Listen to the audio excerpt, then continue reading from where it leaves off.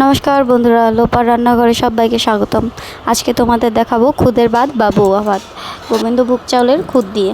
তো তার জন্য প্রথমেই কড়াইতে তেল গরম করে নেব। তার মধ্যে এলাচ, লবঙ্গ, তেজপাতা ও কুচনো আদা দিয়ে ফোড়ন দিয়ে দেব।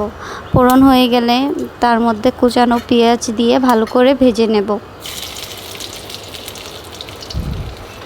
ভাজা হয়ে গেলে এর মধ্যে গোবিন্দভোগ চাউলের খুদ ও আলু কুচানো দিয়ে দেব।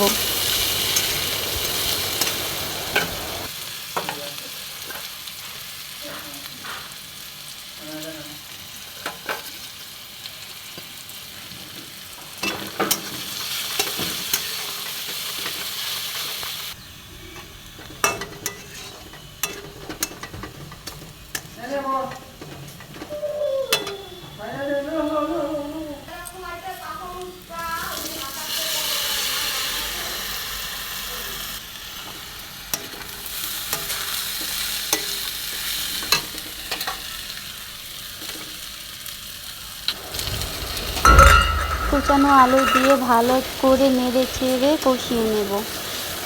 ভালো করে বাছতে হবে। যখন দেখবে চালটা দিয়ে একটা লাফাচ্ছে বা নড়ছে, তাহলে বুঝবে কষানো হয়ে গেছে। ও আমি সাথে একটা লঙ্কাও দিয়েছিলাম, কারণ আমার বাবুও খায়, এর জন্য আমরা ঝাল কম খাই। যদি তোমরা লঙ্কা বেশি খাও তাহলে বেশি দিয়ে দেবে। তো পরিমাণ মতো লবণ দিয়ে দিলাম।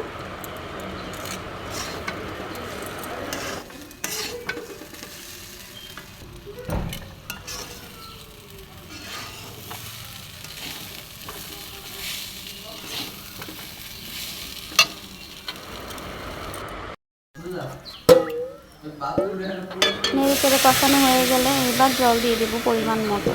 আমি একটু নরম করব, এর জন্য একটু জল বেশি দিয়েছিলাম। ঝরঝরা তো সবসময় খাই, তবে ভর্তা দিয়ে এই ভাত নরম নরম ভালো লাগে। তোমরা চাইলে ঝরঝরা রাখতে চাইলে আর একটু জল কম দিবে। আমি নরম খাবো দেখে একটু জল বেশি দিয়েছি। তো এবার চাপা দিয়ে দেব, আপনি করতে থাকবে।